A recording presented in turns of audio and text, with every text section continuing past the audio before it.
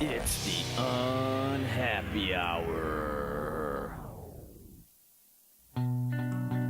Broadcasting to you live from the Milky Way galaxy, the solar system, planet Earth, North America, the United States of America, California, Los Angeles to be specific, everybody. Hello and welcome to another episode of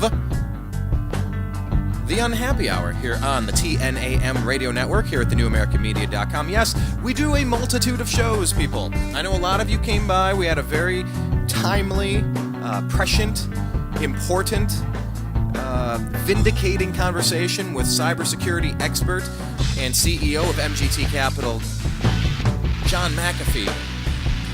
And you may be confused. You're getting all this other content. You're getting sports. You're getting different people on the channel. Well, this channel is going to be a lot of things. This might be the last normal day that we have at the New American Media. It's all about to happen. And we appreciate each and every one of you for sticking around, joining us, saying hello, and we encourage you to go back through our 6 years of content and leave us your comments on our previous conversations. YouTube.com/TheNewAmericanMedia. Subscribe. Leave your comments. Hey, you let those advertisements play and we get a couple pennies. Those pennies add up when you're talking lots of views. And those pennies help us pay our bills, and things are about to take off here. So you could also join us on our Patreon page. It's linked at the bottom of all of our descriptions on our videos. You can search for The New American Media.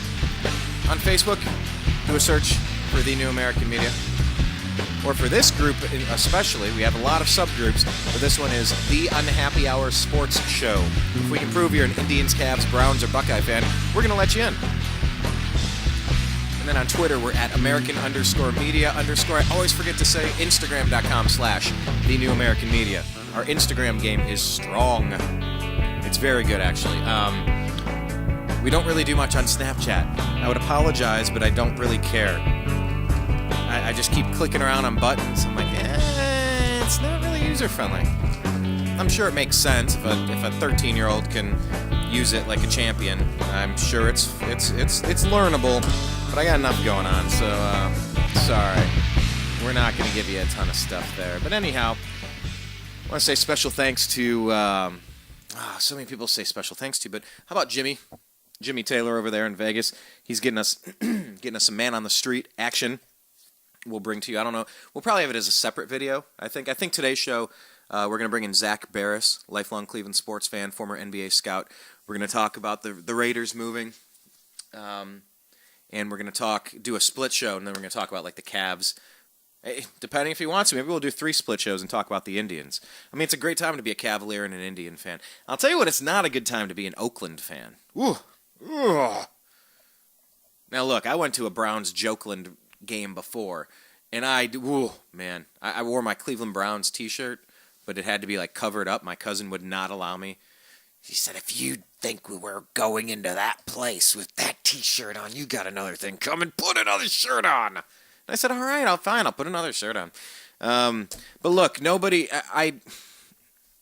regardless of the miserable time I had in Oakland, I hate watching a city lose their team. Now I understand the Raiders are vagrants, they're vagabonds, they're nomads. They're a Metallica song from the early 90s. Call me what you will. But I don't like seeing teams leave their cities. As a Cleveland Browns fan, I went through that, and it was bad, man. It was bad. So I remember those moments. And every time this happens, even if it was the Los Angeles Rams, who used to be the St. Louis Rams, who used to be the Los Angeles Rams, who used to be the Cleveland Rams in the 30s, winning championships, mind you. That's my Cleveland connection, so I can try to root for the Rams one of these days. We'll see if it ever takes. I doubt it, but I'll try to try. But yeah, I mean, there's a big, the dominoes falling with the Chargers leaving San Diego. I mean, another one. That is rough. So anyhow, let's get Zak Baris into the program, shall we? Man, I really have to reconfigure this studio.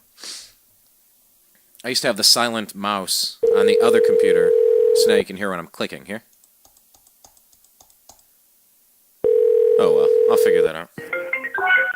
Hey, Brian, how you doing? Living the dream, Zach. How are you? I'm good myself.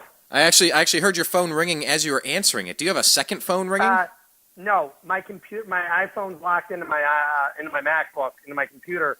So as I answer my iPhone, my computer keeps ringing for about an extra 5 seconds. Is this like the Trapper Keeper episode of South Park, where everything's linked together on Bluetooth? Okay. I don't know. I digress. Well, welcome. Thanks for coming back on the program. It's been far too long, this Cavaliers season. We'll get to that in a minute. I want to stay focused on the Raiders first. But my point in mentioning the Cavs is I think that a lot of this season with the Cavs, it's very ho-hum. Can we get to the playoffs already? I've been enjoying it. They're unwatchable right now, but... Yeah, that whole thing is happening, and we'll get to that. We'll get to that in a second. But let's start with the main gist of what's going on. I said our buddy Jimmy Taylor, he's over in Vegas right now doing our man on the street action. That's his favorite team, and it's moving to his city. So go figure. He's got to be happier than you can imagine. But tell us a little bit about what we know happened today with the Los Angeles. Brian, I have a question for you. Just curious. Connection, yeah. You were a Browns fan in 1995. Let's just say hypothetically. And you were living in Baltimore, and the Browns moved to Baltimore, but they would have kept the name the Baltimore Browns. Okay, hold on. Would you have been happy or would you have been upset? Let me reset because I was trying to. Okay, who am I now in 1995? Okay. Okay, you're 1995 Brian Engelman. Okay, let's just say take yourself and let's transport you to 95, end of 95, early 96. Those are good and years. Art Modell moves the team to Baltimore. However, the Browns get to keep the name. They're still the Browns. They're the Baltimore Browns. You being a Clevelander living in Baltimore, are you happy about this or are you mad? I'm a Clevelander living in Baltimore? Yes. Oh, God. Now you're like, I'm a Clevelander, so I love the Browns, and then the Browns come to my backyard. That's what I'm getting at. I'd still be furious. If the Browns would have moved out to L.A. in 96 and you were living out there, would you be happy about it? No, probably not, because they're no longer Cleveland's team. That is tough, though. That is a weird one where you got to. It takes a second to think it through. I don't know that I have my answer yet. But it's a question: do you love the Browns as the brand, or do you love Cleveland? Do you love them as Cleveland's team? That's what I'm getting at. There's nothing to love about the Cleveland Browns brand. I love it because that represents who I am and where I'm from. Yes, that's exactly the gist of it. So the Browns suddenly change. The Raiders, I feel like, since they've spent so many, the Raiders spent, 12 years in L.A. Was it? They spent 12 years in L.A. or 14 seasons in L.A.? It was a while, yeah. I think it was 82 to 94, if I'm not mistaken. They spent a fair amount of time, and same with the Rams. The Rams are gone for 20 years from L.A. It's very difficult, especially being a Raider fan. I tweeted today at Mike Silver, and he said, has anything ever been anything close to, being this bad? And I said, yeah, the Browns moved to Baltimore in 96. And he goes, no, the Raiders move was worse. And I'm sitting there going... Worse on what grading metric? The Browns move was horrible. Let's not forget, during the 95 season, when Modell announced the move, the team was 3-1. They had just been in the playoffs the year before and were the early favorites to make the Super Bowl. But even the players will tell you after their season just collapsed. Okay, well their season collapsed, but remind us one more time. We've been through this before. Remind us who was in that front office again? Ozzie Newsome. I've heard of him. Savage. George Kokinis. Let's look at the coaching staff. That's Bill Belichick, I mean. Bill Belichick, Nick Saban. Kirk Ferentz. Yeah. What a brain trust. The list just goes on and on and on. That should have been us. The Cleveland Browns should have been the Patriots of the past 20 years. What we were building. That's what's just so upsetting is, people are like, in Oakland, you know what? Don't forget, Cleveland's sitting there selling out their big, I'm just going to say it. Cleveland was out there selling their big shitty stadium, 73,000, 75,000, 77,000 every Sunday. The Raiders can't attract more than 40,000 in that stadium. They shut up the entire upper deck into the Oco Coliseum. Jeez. The Raiders haven't sold out games in 20 years. I was there for a Browns game, and man, that was the roughest. I felt like it was work release day. But it's not even a sellout. The upper deck's completely empty. That might have been the case. Yeah, I'm not saying their fans aren't good, but they just don't. They don't sell out. They never have. And I get that the stadium is awful. It's in horrible condition. Yeah, the stadium. It's a baseball stadium, isn't it? Don't they still have all the dirt out there? They still do. Yes, it's a dual stadium. It's the last one of its kind. Yeah, it doesn't work. It's just it feels very forced. It feels very almost like it's a temporary home. Maybe that was the plan all along. And I don't know. You know what? And here's another issue. Mark Davis and Al Davis never had the money outside of football to build another team. I'm not sitting here defending the Davises by any means. I am mad about this. I mean, you've literally stuck two teams in LA now over the past 16 months, and you just threw a team into Las Vegas. You just pulled two great markets. I can tell you, I've been to San Diego to watch football. The stadium Qualcomm was horrible. However, it was an awesome experience. Game day in San Diego, nobody will experience it again for a long time. However, if it's something you got to do, it was a real treat getting the tailgate in San Diego and getting to be part of that. Going from the morning in the hotel, staying downtown, going to the tailgates and stuff, and taking the train. It was an awesome experience. Get rid of the light rail. It was awesome. Get rid of the train, and that was our exact experience. And the cool thing was, we went. Was it last year or 2 years ago now? Jeez. But yeah, we went, and there was a whole area sectioned off for Cleveland Browns backers. It was this whole special area. It was awesome. It was really cool. That was the day I got so mad we lost on a last-second play again, and I took my jersey off and threw it into a dumpster, and my lovely girlfriend fished it out for me. I remember I was there for the game in 2006, early November. Charlie Fry was the quarterback for the Browns. The Browns lost 32-25 that game. And I went up for my 19th birthday to San Diego for the game from Arizona. And Browns are shutting down LT through the first three quarters. What did he do? He runs for 100. He finished with 180-something yards, but finished with over 150 yards in the fourth quarter. Yeah, wore us out. And the Browns lost. But, I just have to say, I'm very glad I got to experience that. I feel bad for San Diego as a community. I feel bad for Oakland and their fans losing their stadium. I feel terrible for Oakland. I feel terrible for Oakland and St. Louis. And now I know they all pilfered their teams from another city. Yeah. It's like, okay, so you're going to hook up with a girl that's married. Okay, and she's cheating on you. Am I supposed to feel sorry for you? You hooked up with her when she was with another city. There's part of me that thinks that way, but the other part is I was a Browns fan. I'm always a Browns fan. My team was taken. When the Raiders here's the thing. Let's put it this way. When the Rams moved in 1994 to St. Louis, or for the 95 season, moved to St. Louis, their fan support was so bad in Anaheim. Literally they had no fan support, and it was the same with the Raiders when they moved too. When LA lost both of their football teams, they lost them for good reason. They had no support, none. There's a reason why the LA market it's very suspect for football, because you've lived in LA. There's so much to do on a Sunday there. People don't want to waste their time with football. And even though you've got 18 million people in the greater LA area, people don't care about football there. They just don't. And football's been gone for so long, these people care about their own teams. My friends from LA growing up were Buccaneers fans. They were Seattle Seahawks fans. And a lot of them that I know did not switch to being Rams fans, and I know none of them are Charger fans. And my friends from San Diego and Orange County that were Charger fans are no longer Charger fans. They're pissed. There's been a big shakeup this year, but why didn't the Raiders come down to LA? Here's my issue, though. Here's my issue with the Raiders move. You're moving from the sixth largest media market in the country in the Bay Area, which has tons of fans. You're moving the team to the 40th largest media market in the country in Las Vegas. It's like taking a team from Seattle and moving it to Oklahoma City. Oh, like anyone would ever be foolish enough to do something like that. And that was a stupid move, too. When you think about it, the relevancy of an Oklahoma City when they lose Russell Westbrook in a year, which they will, it's a given, they will, is going to be completely irrelevant. You'll never see them on national TV again.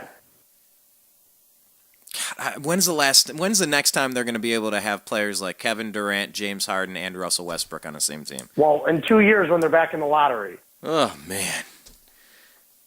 Yeah, the market it's different. It's a very different market. But when I think Vegas, I feel like the Raiders belong there.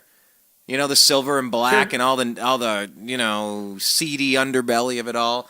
It seems like a Vegas kind of thing. It kind of makes sense, doesn't it? It kind of feels right. A little It bit. feels like Oakland and worst LA. I would have much rather seen them in LA than Oakland. I gotta say, I'm not kind of Oakland, happy. Las Vegas. I gotta say, I'm kind of happy they're not here. I'm kind of happy they're not here. I'm not Because of all the gangs? Yeah, because of all the gangs, of course, and all that crap that comes along with it. All that tough guy attitude and all that nonsense. But but out of all the teams coming to LA, it seemed like the Raiders were the team that made the most sense. They seemed like the team that would make the most obvious, logical move down here. And I'm wondering if the other two dominoes falling with the Rams and with the Chargers, I wonder if that wasn't the main plan in the first place. The problem with this scenario is this creates a big black hole in sports now in the NFL. Because now it's any city for the most part that's willing to build a stadium with public funds can lure an NFL team. Let's take a look at cities in the NFL that don't have teams. Although San Antonio will not get approved. You don't have to worry about that because Houston and Dallas won't let that happen. You're taking away from the Cowboys and the Texans market. So we can cross San Antonio off the list of ever getting a football team, literally ever. So cities to worry about. Portland, possibly, I doubt it. But now you've got two big open markets in St. Louis and San Diego. Oakland's not going to get another team unless they get the Raiders back. It's that simple. Oakland's not going to be luring the Cleveland Browns or luring the Jacksonville Jaguars, any other team in the league. It's not happening. I mean, they have the 49ers right across the bay, like on the other side of the Raiders will be, when that stadium starts crumbling down in 30 years from now, the Raiders will be back in Oakland with a new stadium. Man. Well, hey, you know what? By 2050, let's make a bet that the Raiders will be back in the Bay Area by 2050. Okay, by 2050, I'm writing this down. Raiders will be back. What are we betting? What are we going to bet? Well, let's bet. Due to inflation, let's bet $250. No. Let's not worry about inflation. Let's do it this way. A good steak dinner. Fine. Yeah, that's fine. That works. Because that will always be a good steak dinner price. Yeah, and that automatically crosses off Longhorn and Outback, and you know what I mean. No low-star chain steakhouses put on the list. All right, fair enough. Okay, so in 2050, you think they're just going to go? Yeah, I like having decades and decades and decades and centuries of, fandom. I like when the kids and the grandparents and many generations, I like when that happens. I don't like all the transient, I don't like the new transient nature of sports like they made fun of in basketball so much. I don't like it. But look at this, Brian. Teams have been moving for years. This is very similar to the mid-'90s. Let's take a look at this first for a quick second. In the mid-1990s, we saw two expansion teams in Carolina and Jacksonville, which turned out to be a mistake. Not Carolina, but Jacksonville was a huge mistake. Okay? The cities that could have been awarded the team in that year could have been Nashville. You had cities like Baltimore who should have gotten the team. Baltimore should have gotten the team. But the NFL it's not even the NFL. All sports in general had a crazy obsession with Florida in the late 1980s, early 1990s. We saw the Miami Heat in the late 80s. A couple of years, I think right around the same time. We saw the Jacksonville Jaguars. We saw the Florida Marlins. We saw the Tampa Bay Rays. Why did everything go down there? Because they built the facilities for it?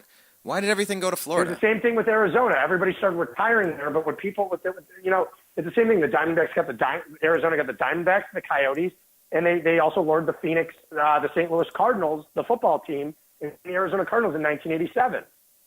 So we witnessed three teams in a 12-year period go to Arizona as well. They like it where it's hot. So this sunny. is very reminiscent, though, of the mid-'90s when we saw the Jacksonville Jaguars and the Carolinas expansion team, the Panthers. We saw the Houston Oilers. You take a big team out of a big market in Houston and do a 2-year move going, okay, listen, we're going to be as loyal as can be. We want to leave the team here for 2 years before we move the team to Nashville. What do you know? Or was it 2 or 3 years? In the middle and before season 2 started or whatever, they said they were under, there was a great story about it. There were under 1,000 people at home Oiler games. You could hear a pin drop. You could hear people screaming. Why are the They Raiders said you not could hear the moving plays immediately? called in the huddle. It was so bad. Why are the Raiders not moving immediately? They're going to stay in Oakland now that they. I have a question. If you were a Browns fan living in Cleveland back in 1995, which you were, and Modell would have announced, "Listen, we're not going to move the team until '98, until that season, until that stadium's ready," would you have gone to any more Browns games or even given a shit about them? No. I'd have burned my You'd have gear. been so angry with. You'd have been so angry with the owner, you wouldn't have cared. He would have gotten $0 from me forever. Exactly the point. The fact that I would not be able to, if I was a Raiders fan, I would not root for the Las Vegas Raiders. If I lived in Oakland and I grew up an Oakland Raider fan, I wouldn't be able to root for them.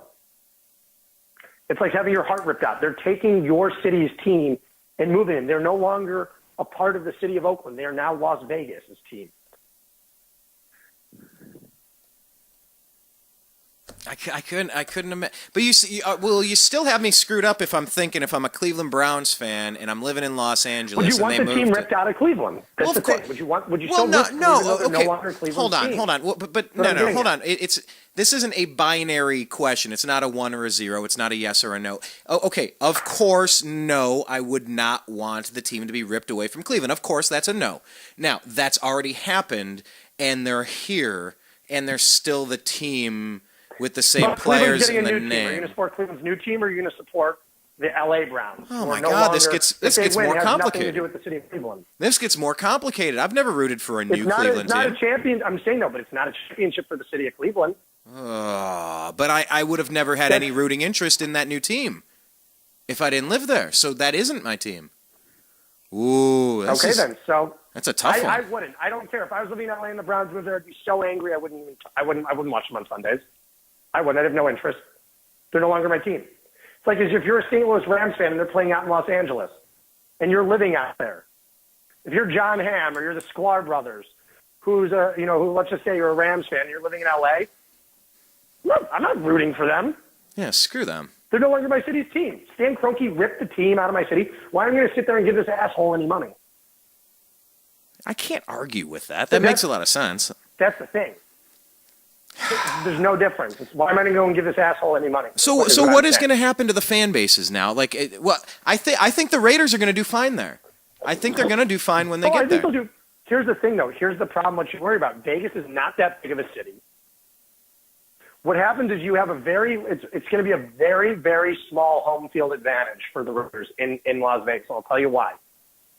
Brian, as a Browns fan, what have you always wanted to do on a Sunday? If the Browns are playing in Vegas on a Sunday, are you going to get on that 30-minute flight to Vegas and pop into the Browns game on Sunday? Hell yeah, you're going to spend the weekend in Vegas and you're going to go to the game. It's an international city. In Cleveland now, I'm flying to Vegas and I'm going to that game. There's going to be so many Browns fans there. Any opposing team, imagine when the Packers come to town.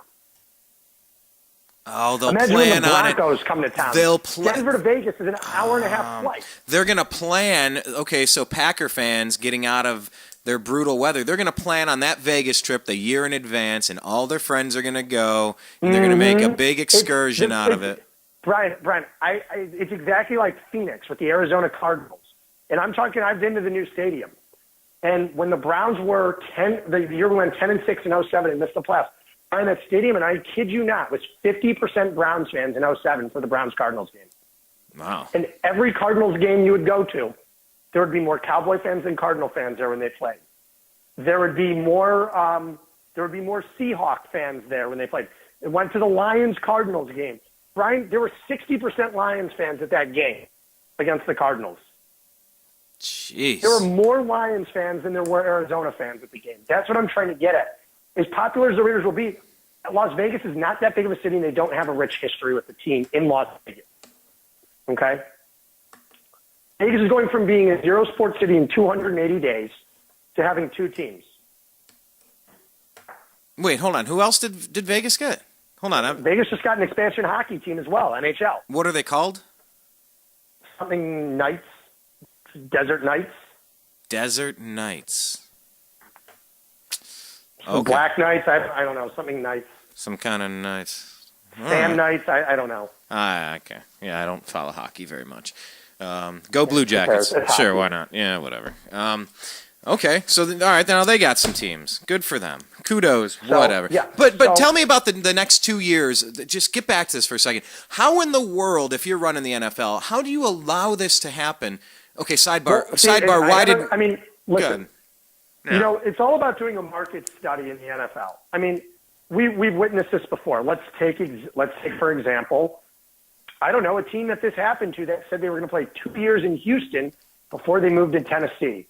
Well, after year one, the attendance was so bad and the fan revolt was so bad that they had to move the team to Memphis for a year because there was no stadium in Nashville that was suitable. Because it was so bad, they had to move the team to Memphis for a year. It's gonna be that bad this year, isn't it? It's going to be that bad. To me, the same thing with San Diego. At least Dean Spanos was smart enough not to keep him in there for 2 or 3 years. And I don't like Dean Spanos at all. I really wish he could have worked out a deal in San Diego. Or San Diego, as they call it. Yeah, 2 years. Hearing that piece of it, it's mind-boggling to think how are the fans going to react. We want to win a championship for the Bay Area. If I were a fan right now, and when Mark Davis offered the season ticket holders back the money, I'd have given a big FU and said, take your money and give me back, or take back your ticket and give me my money. Yeah, I would have said that. I would have canceled my tickets on the spot with the Raiders. I would want nothing to do with them. Because that ain't my team. That's dead man walking. Nope. I wouldn't pay attention, and it's time to become a Niners fan or not root at all for a couple of years. When the Browns were gone, I watched whatever was on Sundays. That was it. I didn't care. I didn't ever develop a hard passion for any other team. The Browns, we tend to get the Lions games every Sunday when they were gone. So, so I watched the Lions. I liked Barry Sanders. I liked Herman Moore as a kid. Yeah, I like them too. I went the Browns back. I was back to being a Browns fan. Yeah, I was Packers. I looked around, and my buddy Mike, he's a big Packer fan. Don Makowski before Brett Favre and now Aaron Rodgers. But yeah, just knowing that team is owned by the city and they're never going to leave, I went, oh, this is a perfect fit for me. It's a gritty quarterback and Brett Favre, and the city ain't ever going to lose this team. And my buddy likes my So it was fun watching them win a championship, but it wasn't the same. No, but yeah, exactly. You're not sitting there being a diehard Packer fan on Sundays going, oh, my God, I'm going to the parade. Nah. Brian, you flew in for the Cavs parade. Yes, I did. Okay? I mean, we all knew what it was like. I mean, the amount of emotion that you got from the Cavs winning it all and from any Cleveland team winning it all is 1,000% different than it would have been had the Green Bay Packers won. It doesn't even matter. It's not even close to the same.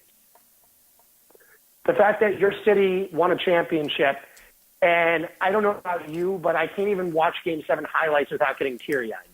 Every time I watch these, I see different compilation videos, and I watch them every time, and I still well up. It makes me so proud, so happy. Yeah, exactly. Every time in our sports group on Facebook, when someone posts one wall, posts one of those 10-minute hype videos, I'm sitting there wherever I am watching the thing going, wiping tears off my face after a minute. And someone goes, are you okay? And I go, yeah, I'm fine. Are you depressed? Did someone die? No, I'm watching Cavs Game 7. Again, Zach? Yes, I'm watching it again. Yeah, I. By the way, okay, so if people are listening to this show and they're not a member of the Unhappy Hour Sports Radio Show, how's that go? The Unhappy Hour Sports Radio Show. Look for that group on Facebook. If we can prove you're an Indians, Cavs, Browns, or Buckeye fan, we're going to let you in. And Zach on Twitter, he's at Z Baris. That's Z-B-A-R-I-S. Yeah, it fills me with immense joy every time. And now all those Oakland fans, every time they see the Raiders, they're just going to be filled with rage. So you know what's going to happen? That stadium's going to be empty for 2 years, and the people that are at those games, they're going to probably get drunk and pissed. It's going to be.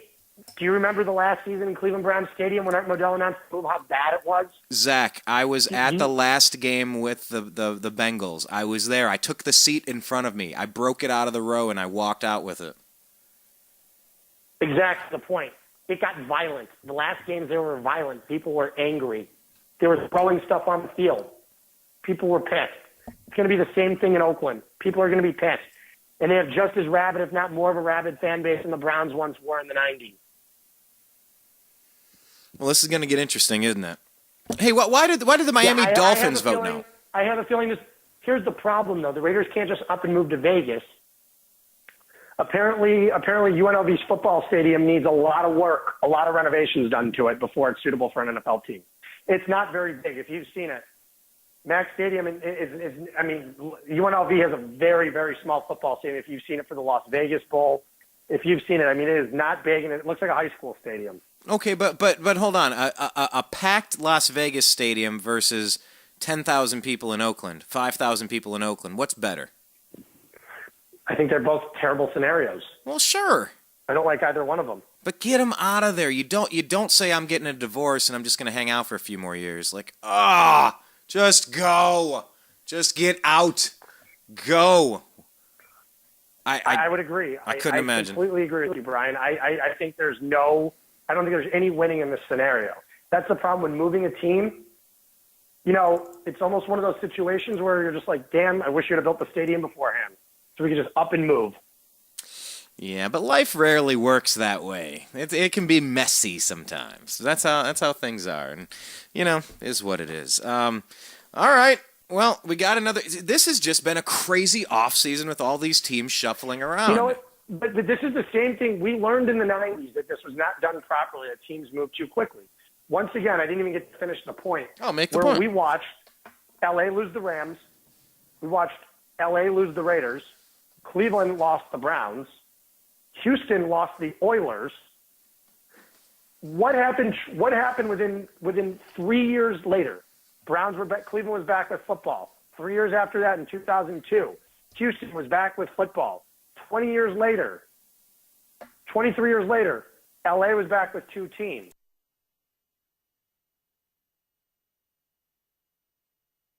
So it's a passionate market for football.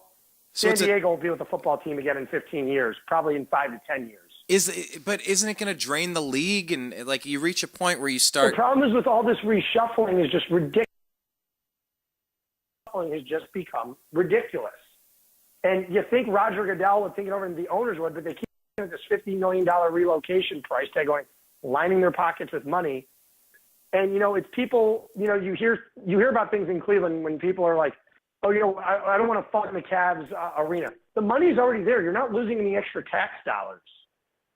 Okay, well, let's fund our schools. Let's clean up our sidewalks. Well, you know what? By the Cavs being in Quicken Loans Arena, you're automatically filling up all the restaurants. You're filling up their patrons downtown every night supporting the city because the Cavaliers and the Indians are over here. We wouldn't have that without them. They're getting hotel rooms. Wouldn't be in existence. They're eating exactly. They're eating on East Fourth. They're taking Ubers and taxis and Lyfts, and Brian, I can't even tell you what April. If people don't live in Cleveland, I lived in the heart of downtown Cleveland. You've been to my old place. You've seen the building. You've seen my new building. Both of them are hotels and apartments in the same building. Yeah. And I can tell you, in April, May, and June, these hotel rooms are filled every single night of the week when the Cavaliers are in town or when the Indians are in town. And they were filled in October and the beginning of November, September, October, November, because of the Indians. When you have sports teams in town, it creates billions and billions of dollars, in spending from consumers for traveling your city. It's a ton of tourism as well. If Cleveland didn't have the Indians, the Cavs, and the Browns, and we were in no sports city at this point, I can tell you right now, our downtown would be horrendous. It was horrendous back in the day. We've watched what, we had one downtown stadium at one point back up until 1994. Cleveland had one downtown stadium with two teams sharing, the Cavaliers playing in Akron, in Richfield. You witness what you can do to a downtown and what these teams are. Let's take a look at downtown LA, for example, with LA Live. What did that do? Because you put 3 sports teams in downtown LA. Nobody used to care about the Clippers when they played at the LA Sports Arena by USC, which was USC's arena at the time. Nobody cared about them. The Lakers were playing all the way out in Inglewood, and so were the LA Kings. Okay? Between me and you living in LA, me living in LA for over 3 years, what did LA Live do to downtown LA? Did it gentrify it? Did they build a Ritz-Carlton / JW Marriott Residence Hotel next door? Did they build a cafeteria? Did they put an ESPN zone? Did they put in a Lucky Strike? Did they put in a Trader Vic's? Did it not bring 30 new restaurants to the area and a whole new entertainment district because of it? And all the parking, by the way, all of the ancillary And businesses. new office buildings, exactly. It became a desirable area. People wanted to nobody live there. Nobody was living in Engelman.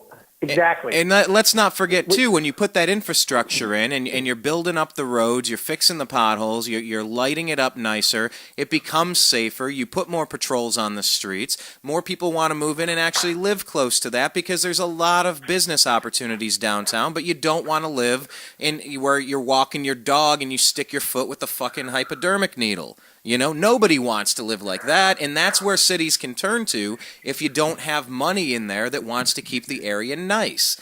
You know, LA Live really did turn around that entire region. Exactly. DTLA is now a desirable spot in LA, which at once was the only spot in the city where people would not go to.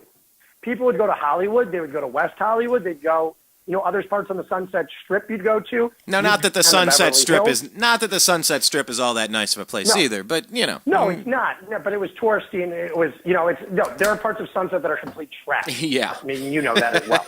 Right. And that are still trash. I mean, however, but when you have sports teams and you bring in, again, when you bring in an area, when you put a mall like Hollywood and Highland Center to Hollywood, to help gentrify the area. Hollywood was once the biggest dump in LA.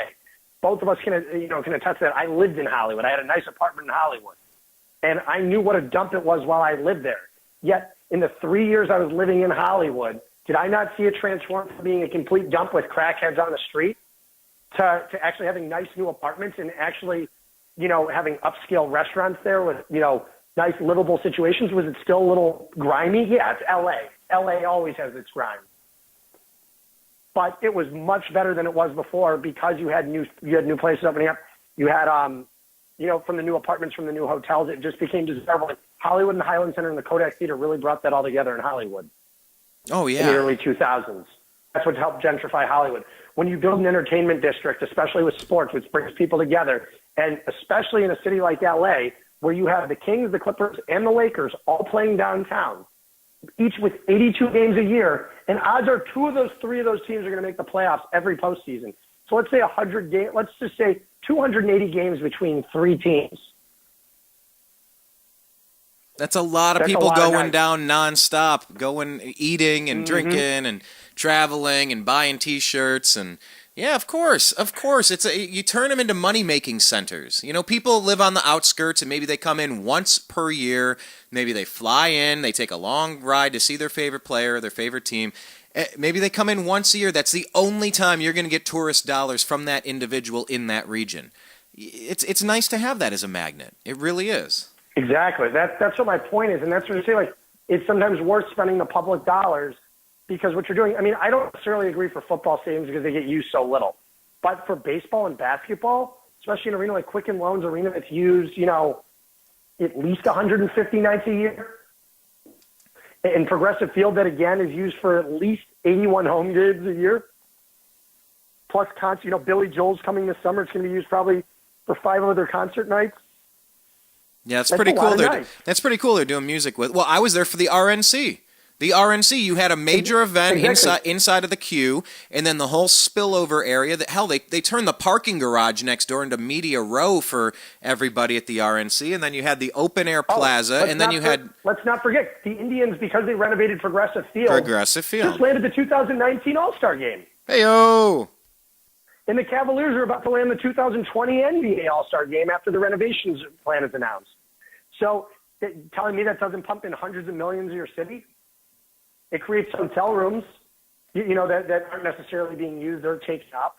Restaurants are being eaten at. Everybody's doing touristy things. It creates a lot of money for the city. And if you don't have those sports teams in there, then forget about it. Exactly. Well, yeah. Let's see how it plays out with the Las Vegas Raiders. The Vegas Raiders. I don't know. There's no more fitting team for Las Vegas than the Raiders. I agree with that. Like, I couldn't see the Bills playing in Las Vegas. It doesn't make sense for Las Vegas. Well, I guess the Las Vegas Bills, but they could just change their logo to literally a dollar sign. It'll be a dollar. It'll be a dollar bill rolled up lengthwise going into a G-string. That would be the logo for the Bills. Yeah, I mean see, the Las Vegas Bills would actually make a ton of sense, but it just wouldn't be the animal anymore. Exactly. All right. Let's do this. Let's take a quick pause. We're talking with Zak Baris about the Las Vegas Raiders, the Trader Raiders, they're calling them now. But yeah, we'll come back. We're going to hit reset here and come back on the other side. We're going to talk a little Cavaliers, maybe some Indians, and maybe some odds and ends here on the Unhappy Hour. My name's Brian Engelman. Thank you so much for listening. We'll split this up in post-production. So if you're listening to this episode, see you later. And if you're listening live, here we go. It's the Unhappy Hour.